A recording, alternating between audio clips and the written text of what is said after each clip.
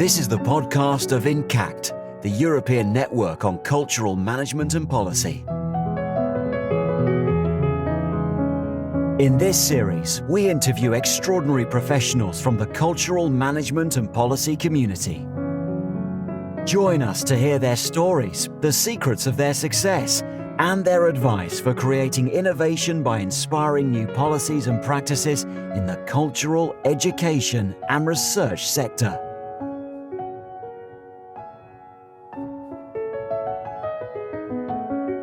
This new episode of the INCACT podcast series continues the conversations started during the 2023 INCACT Congress about the contribution of culture to the achievements of the Sustainable Development Goals.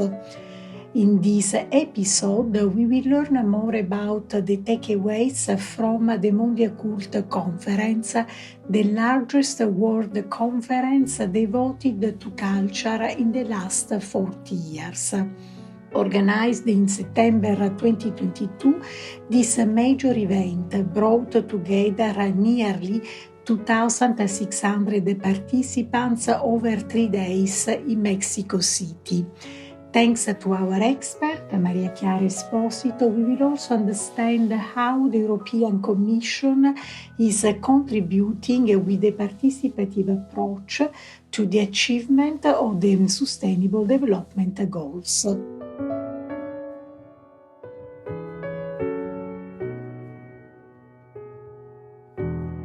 We are talking today about Mondiacult. What do you think is the most important achievement of Mondiacult from your own perspective? Thank you very much, Giannaria, for this invitation. Let me thank NCACT for giving me the opportunity to present our work at VGIAC on the cultural dimension of sustainable development. And as you indeed stressed, the important achievements that were agreed at Mondiacult.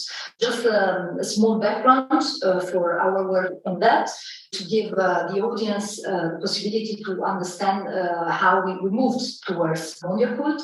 In the framework of our current work plan for culture, we have developed this work strand on culture for sustainability and sustainable development. And we had an OMC group, which is an open method of coordination working group of member state experts, who were mandated by the Council under the Work Plan for Culture to prepare recommendations and a report on the way to better integrate cultural policies in sustainable development strategies. And this was the topic moving towards the process of Mondiacult.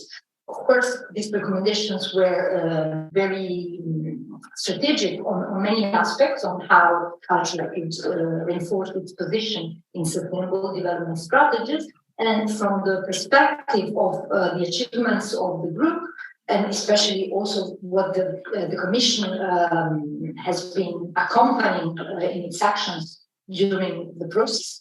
In view of Mondiacult, we were really targeting the importance of the overall dimension of culture in sustainable development goals, not just as an enabler, but also as a driver.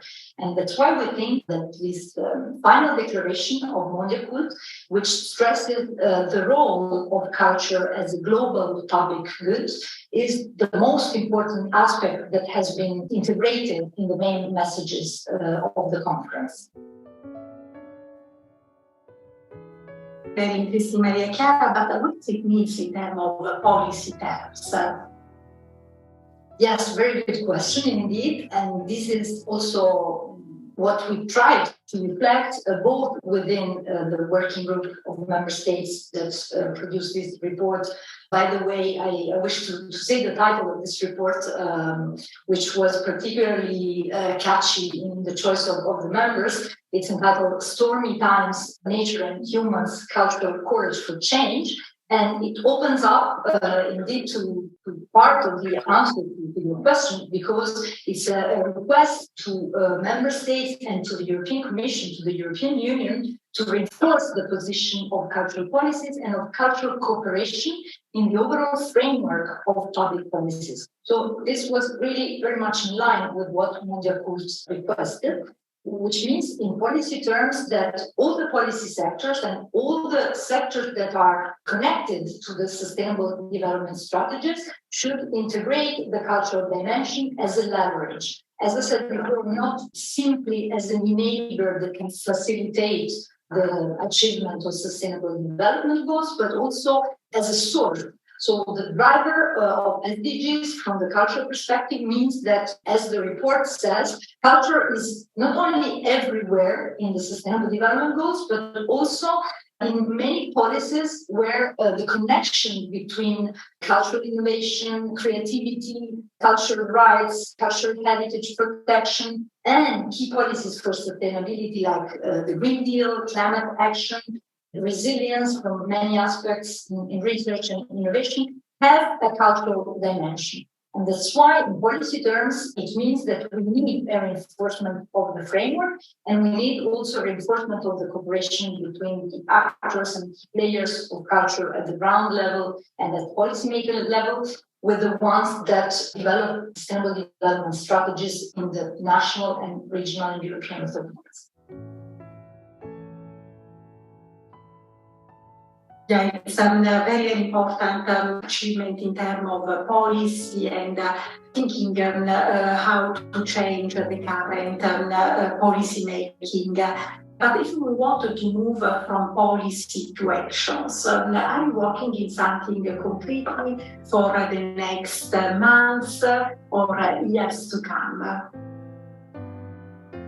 Indeed, we have 3 main milestones in front of us that are in our policy hands, but aim, as you say, to make concrete steps that can allow further actions at the level of policymaking on one side and of cultural cooperation with stakeholders on the other.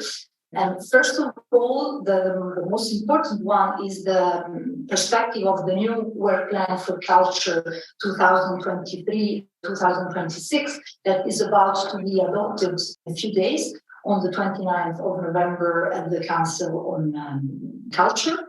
And this new framework has integrated requests from the Commission to identify a new strategic approach where culture can indeed be taken into account in policy sectors for sustainability. So sustainability will be a pillar of the cultural work plan of the Council. And the Commission suggested to propose in the follow-up, the first actions, the follow-up of the work plan, to indeed envisage a new EU framework for culture that would facilitate the translation into actions and the implementation of the work plan itself in this more coherent way, which is part of the request to reinforce the connection between culture and sustainability, as I said.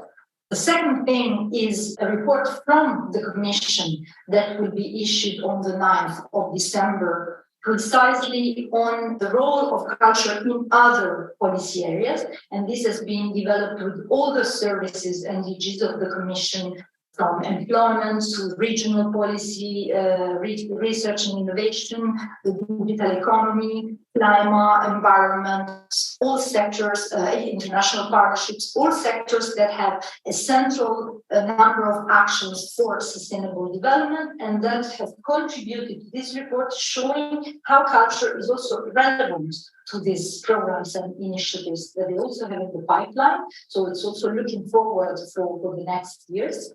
And the third very important milestone is the EU voluntary review for sustainable development, which will be developed in the first month of 2023 to be delivered in spring to the UN high-level bodies that have to collect the voluntary reviews both from member states and from the EU for the first time. This document is very important because it's the assessment of the institutions on the achievements, on the progress so far of sustainable development through the different strategies and policies. You have been listening to the podcast of INCACT, the European Network on Cultural Management and Policy. To learn more about us, our activities, and how to become a member, visit incact.org.